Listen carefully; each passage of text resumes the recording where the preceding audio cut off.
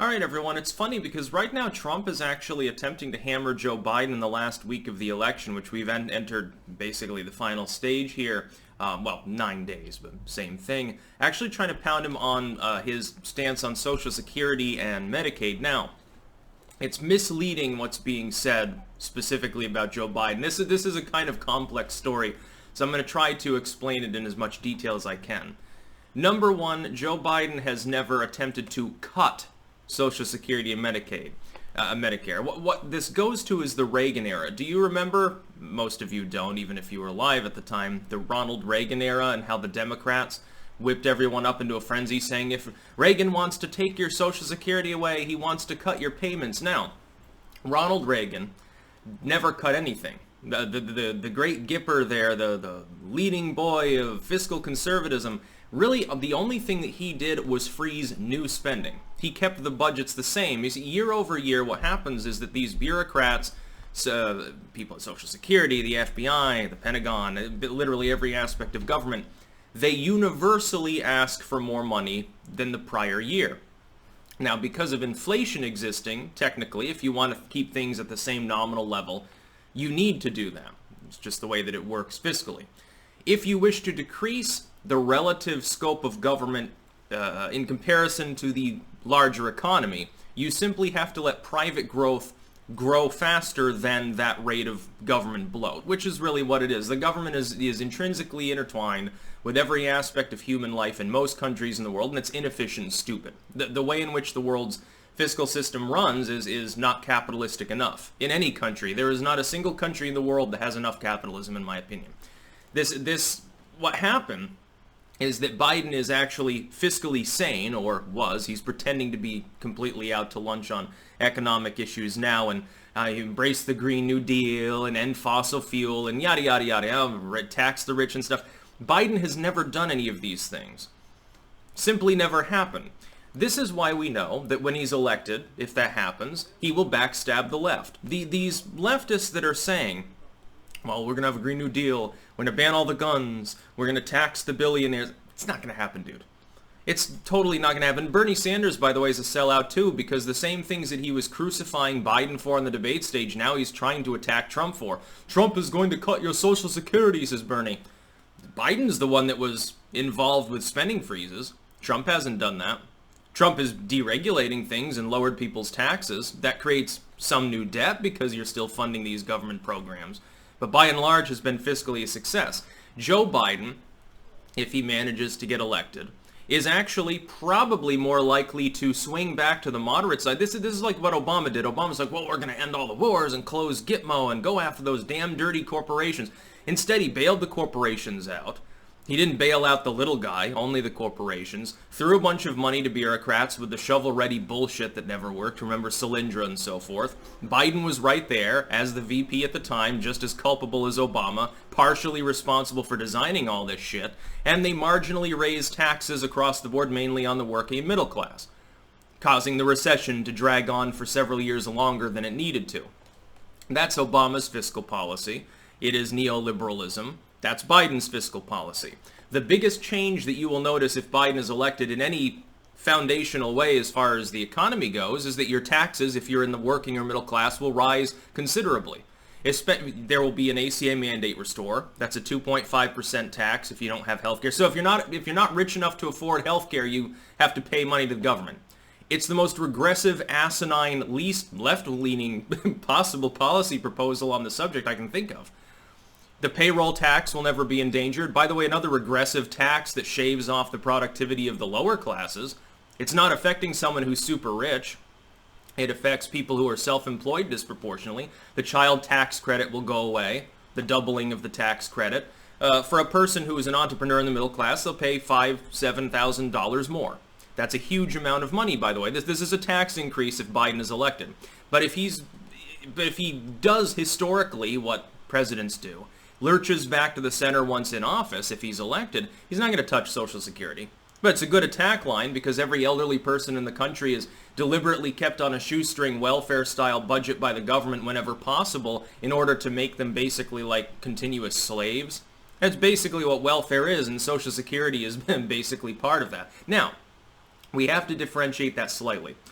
if it were properly ordered as it was originally intended, Social Security would have nothing to do with socialism or welfare.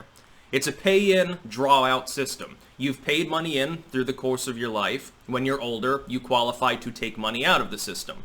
The idea is that if it's properly managed, it should generally remain solvent.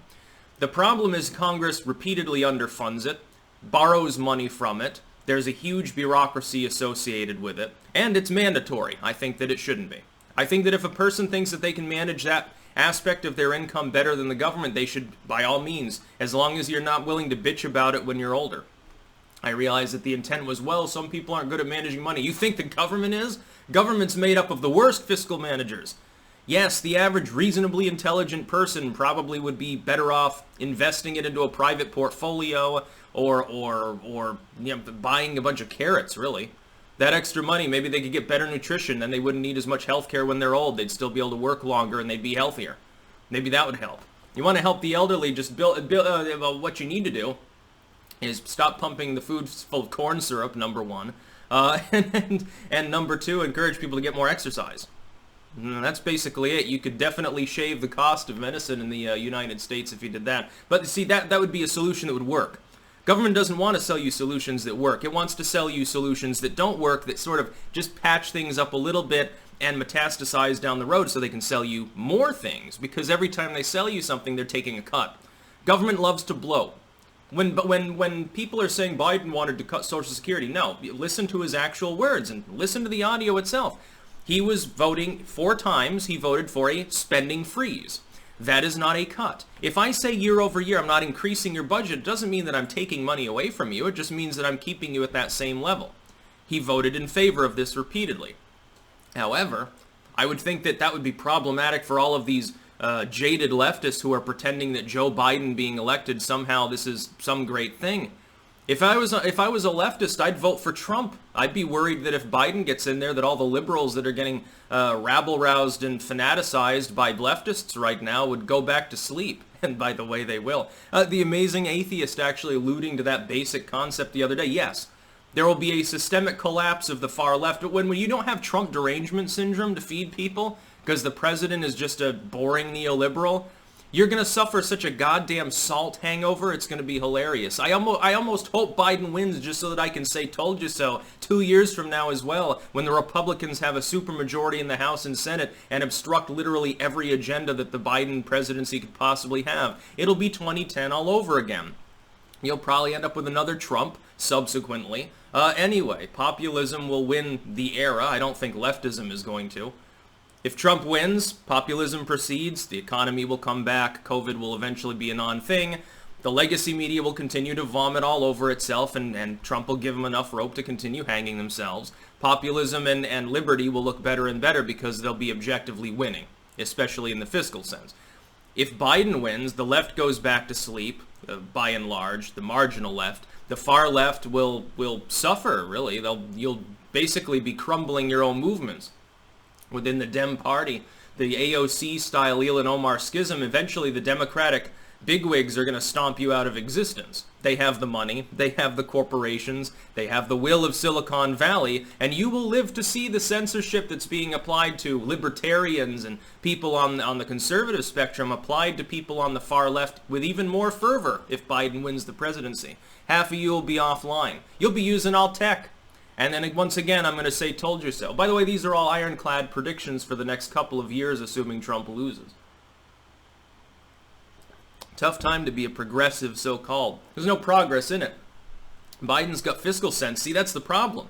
If the young left-wing voters knew what Biden actually stood for, like if they were willing to go past what CNN says, or what they read on Salon or HuffPo, which is all just a wall of Trump anyway, and they don't even address Biden half the time unless he shit farts in his jeans and his slacks. If they actually knew his history, if they looked at what he had said, how he had voted for his entire Senate career, and for the most part during his vice presidential term, they would never vote for him. You'd never support him. You'd look at Trump, you'd look at what he was saying in the 90s, you'd think he was the progressive candidate. Christ's sake. It'll be really, really funny. Again, I'm voting for Trump, and I still believe he's got a good chance to win. The polling has begun to narrow as expected. New polls out, by the way, today. Trump is back up in Arizona, Georgia, and Florida. Alarm bells are going off at Biden HQ, and their internal polling, even that the rosiest wasn't in the double-digit lead range nationally, things are beginning to narrow, and that last debate performance, I think, helps Trump disproportionately.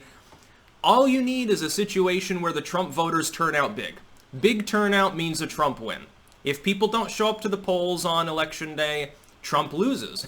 Basically, it's going to be really difficult to make a final prediction because it all comes down to turnout, and we don't know what the turnout will be. If you look at early voting numbers, though, it blows everything out of the water. The idea is that probably means there'll be also a lot more voters on Election Day, but the opposite could be true. It could just be people that are doing that when the lines aren't packed because they're afraid of coronavirus. Which one will be the case? I literally can't tell you, dude. And then you've got the issue of ballot harvesting, of objective evidence now that we've got in Pennsylvania and Michigan that things are being rigged. The Democratic Party is rigging the general election, but we don't know to what degree they're going to manage to accomplish that. You've also got a bunch of potentially spurious ballots being thrown out by judges. Tens of thousands of votes in some states. California, was it 17,000 ballots were rejected? Some insane total because people are too fucking stupid to make the same signature they did before. It's probably an attempt to rig. I don't know why they'd harvest ballots in California, and California is already going to go to Biden no matter what happens. But Biden may have lost Pennsylvania with his fracking comments. Biden appears to have lost control of Florida, which isn't a surprise, since the Democrats have been buddy-buddying with communists, and there's a huge Cuban community there that hates Castro, and you almost ended up nominating Bernie Red fucking Sanders, who was praising him openly. Oh, he wasn't actually that bad a guy. Some of the things that Cuba did were good. Not the mass killing of dissidents, I'm sure. He doesn't believe in that. He's a democratic socialist, so you don't purge people until after you've been voted into power. That's how democratic socialism works. Anyway, I'm just hyper-caffeinated. I had a Red Bull, so I'm a little bit rant-prone today. I just thought that I would elucidate that point for the leftists out there. For the so-called skeptics, which is really, at this point, you've completely sold out. For the breadliners and the cringe-fringers. If you do manage to elect Biden, you're literally not going to get any of the things that you want. Absolutely goddamn fucking nothing. And the obstruction, the problem is that because Biden is considered left or liberal or something by the milquetoast liberals, they're going to go back to sleep. And if things go wrong, they're not going to blame my right wing. Trump won't be president anymore. Who are you going to be salty at? Try whipping up liberals into a frenzy about a liberal president. It's not going to work. Remember Obama? What happened with Occupy? It fucking fell apart. What happened with the Tea Party? It didn't fall apart. They overran Congress. When the right really gets going, they are far more effective than the left. The left gets angry more easily, organizes in a non-organic fashion more easily, but they peter out a lot faster. The right takes a long time to really get pissed, but when they really do get pissed, they hyper-organize and they fucking destroy everything in their path. We could be seeing that as of this election. If Trump voters are truly worried enough about the left-wing agenda and or supportive of Trump, and his in-party approval rate suggests that to be the case, you are about to see a red wave election. You're going to see that the polls are systemically wrong. Narrowing in this 11th hour of the election will take place. I don't know if that'll happen. We have to wait for the next few rounds of polling post-debate. We've only got a couple of polls. Again, things are tightening. They're moving in Trump's direction in the states that matter. We don't know. They could be outliers, so we have to wait a few more days. It's going to be a much more difficult election than 2016. That's about all. Peace out.